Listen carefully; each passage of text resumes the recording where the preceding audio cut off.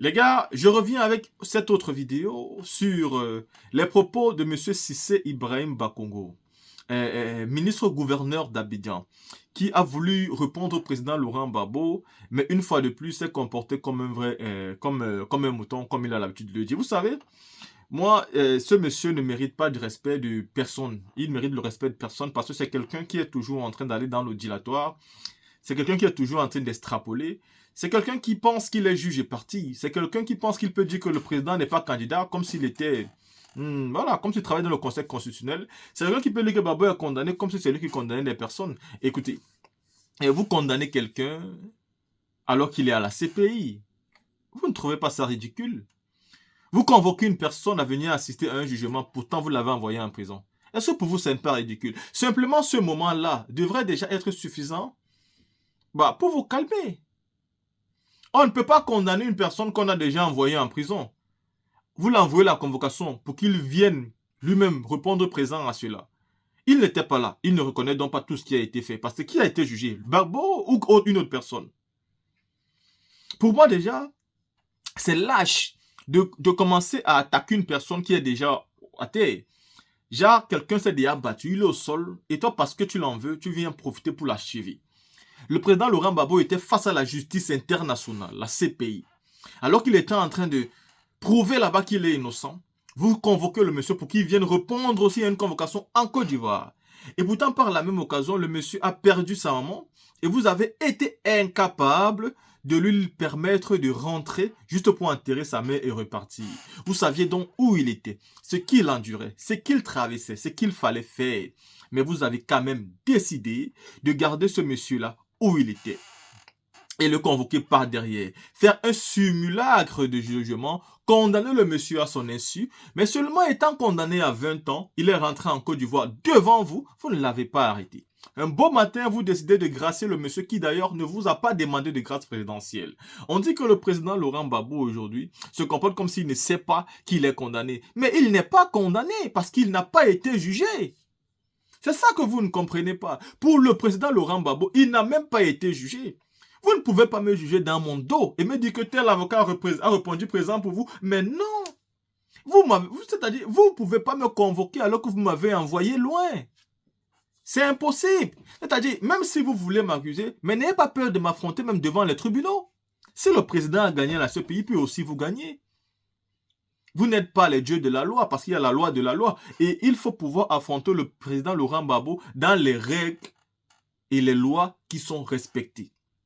Il ne peut donc pas aujourd'hui, parce que moi je ne vais même pas entrer dans tous ces longs débats qui nous disent qu'il faut l'admissible, il faut ceci. Pour le président, il n'est pas condamné. Premièrement parce que ceux qui le font sont dans une manipulation. Ils veulent tout simplement retirer un adversaire qui est dangereux pour eux. Et c'est un individu qui a le pouvoir de dire j'admissis le président Laurent Gbagbo et administrativement parlant, tout sera effacé et le président pourra donc participer. Donc c'est un individu. Le président, c'est cet individu lui seul qui a décidé du sort de son sort. Et c'est le même individu lui seul qui peut encore décider de son sort. Ceci étant connu, le président ne se fatigue pas sur ce sujet. Parce que cet individu-là, il sait qui est Gbagbo. Il connaît sa force de frappe. Il connaît pourquoi il a tout fait pour éloigner le président Laurent Gbagbo. Il sait. Ne faites pas semblant d'ignorer ces milliers de personnes, ces millions d'Ivoiriens qui ont soif de la justice et qui ont besoin de revoir le président Laurent Gbagbo à la tête de cet État-là. Ne faites pas semblant d'ignorer ces millions d'Ivoiriens qui sont prêts à tout pour voir le nom du président dans la liste électorale. La team, écoutons ici M. Cissé Ibrahim Bakongo, ministre-gouverneur d'Abidjan. C'est lui qui a été et qui va continuer d'être. J'aurais dit que je ne vais pas le nommer, mais peut-être que parmi vous, certains ne le connaissent pas. Il s'agit de Laurent Gbagbo. Il s'agit de Laurent Gbagbo qui, lors de la convention de son parti, qui par aveuglement l'a choisi pour être leur candidat en 2025, il a dit beaucoup de choses. En conclusion, je considère pour ma part, mais cela n'engage que moi, qu'il n'a pas changé. Il n'a rien appris et il n'a rien oublié. Il continue d'être un politicien, un opposant professionnel. Il a ajouté à cette qualité un amuseur public. Si vous avez écouté à la télévision, si vous avez regardé sur TikTok, moi en tout cas j'ai vu un moment de détente. Un moment de détente des jours meilleurs de Gbagbo. Quand il vient s'asseoir, il fait rire à tout le monde. Sauf que là, l'occasion n'était pas la bonne. Le président Laurent Gbagbo dit dans ses propos que la Côte d'Ivoire n'a jamais été aussi corrompue qu'aujourd'hui. Il dit que la Côte d'Ivoire est corrompue, que notre régime est corrompu. Alors, est-ce que Laurent Gbagbo peut dire sereinement, heureusement, les jeunes sont là, parce que quand ils commencent à parler, les jeunes, vous savez ce qu'ils font? Ils disent la VAR est toujours là, la VAR. On lui ramène ses propos. Les propos d'hier, on les lui ramène. Il dit que la corruption n'a jamais été aussi galopante en Côte d'Ivoire. Mais il oublie, lui, Laurent Gbagbo, que quand il était président, 5 ans arrachés, 5 ans arrachés à la Côte d'Ivoire, plus 10 ans obtenus dans des conditions calamiteuses que nous connaissons tous, donc 10 ans, l'indice de corruption, c'est-à-dire quand on classe les pays corrompus dans le monde, la Côte d'Ivoire était 155e. Quand lui, Laurent Gbagbo était président. Aujourd'hui, grâce à la lutte acharnée que le président de la République mène, dans tous les domaines, et en particulier dans le domaine de la corruption, en mettant en place une haute autorité, en mettant en place un ministère, grâce à cette lutte acharnée, aujourd'hui nous sommes descendus à la 87e place. 87e place. C'est-à-dire, de 155, on est descendu à 87.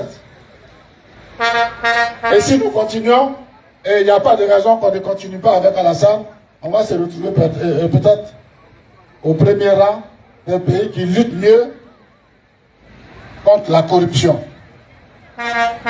Laurent Gbagbo a oublié également, mesdames et messieurs, que c'est sous lui qu'il y a eu le scandale de la filière café-cacao. C'est pas si loin. C'est pas très loin. C'est juste à côté.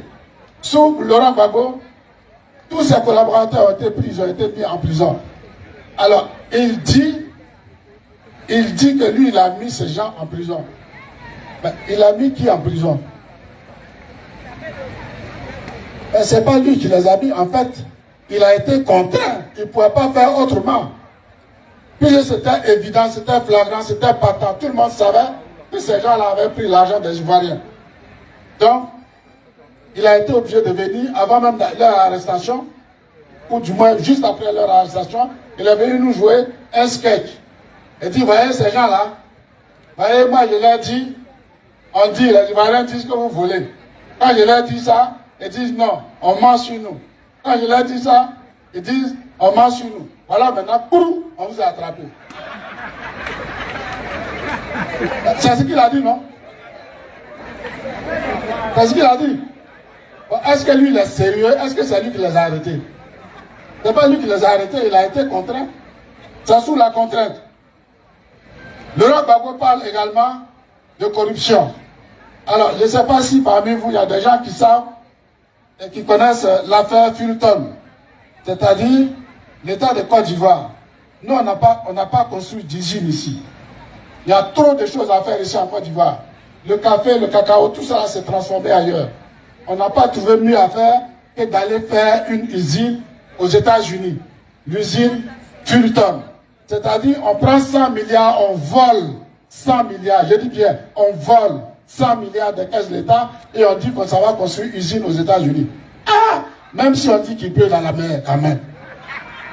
Même si on dit qu'il pleut dans la mer. Mais chez nous, ici, il n'y a rien. Il n'y a rien du tout. Et puis, c'est ici, vous laissez ici pour aller construire une usine. Ça aussi, ça a pété à leur nez.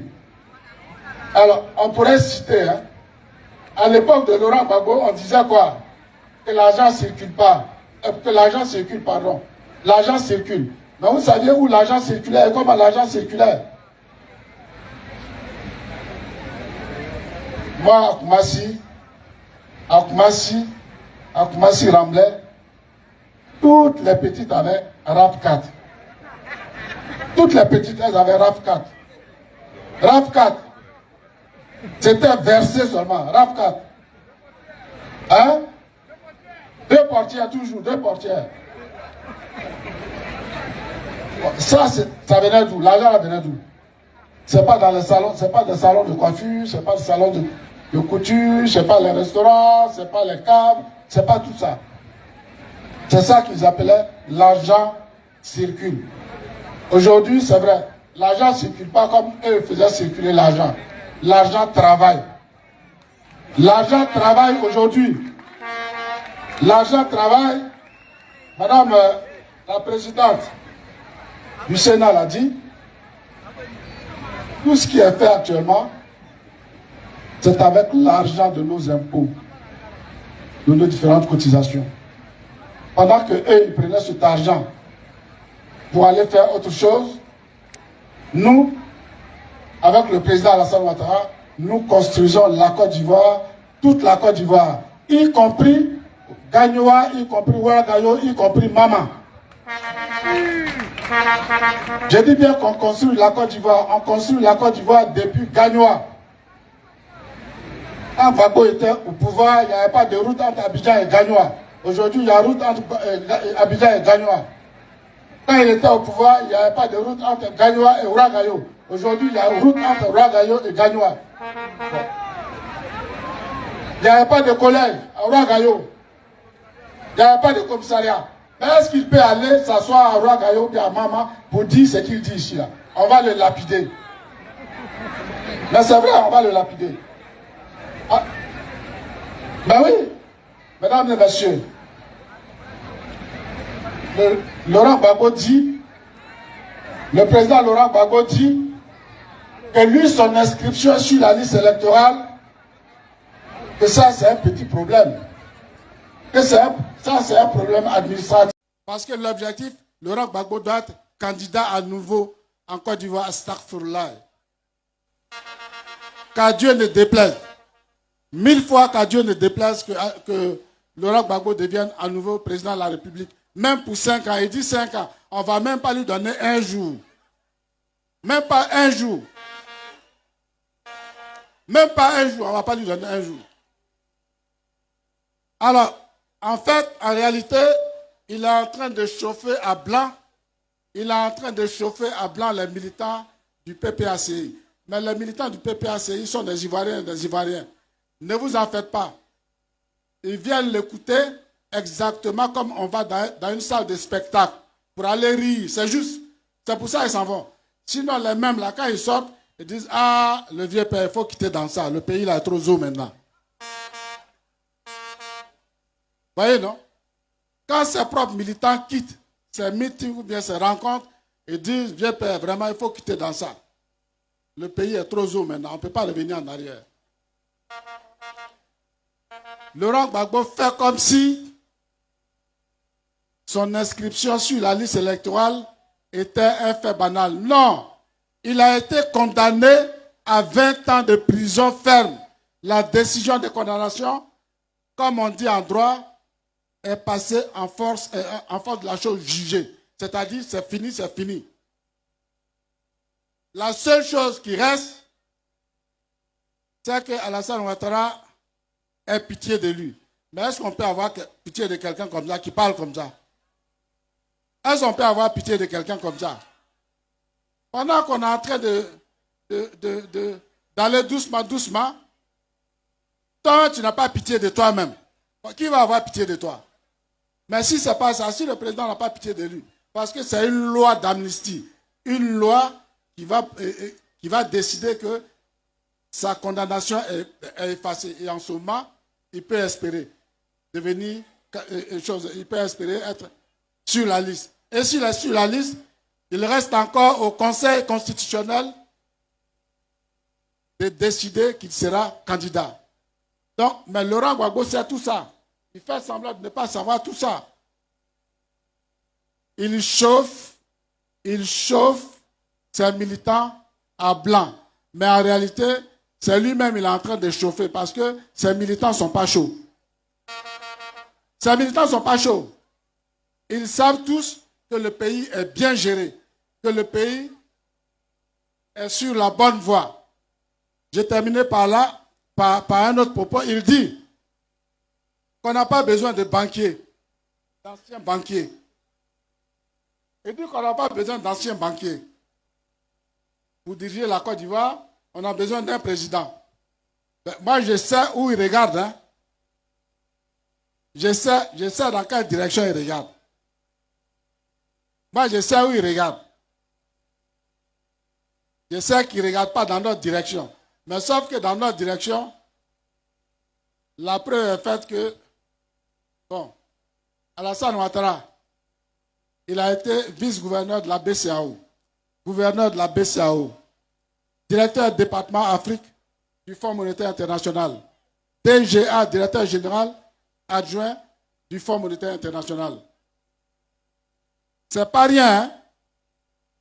Si c'était rien, la Côte d'Ivoire ne serait pas là où nous sommes. Il ne faut pas que des gens rêvent en disant que Alassane, comme les gens disent en arabe, Alassane, ça veut dire la chance, c'est vrai. Mais la chance, là, il faut savoir saisir aussi. Hein. C'est parce que Alassane Ouattara est ce qu'il est que notre pays est devenu ce qu'il est devenu. C'est-à-dire un pays où il fait bon vivre. Un pays qui fait envie. Alassane Ouattara est un banquier. Mais l'autre banquier, là, je le laisse à celui-là.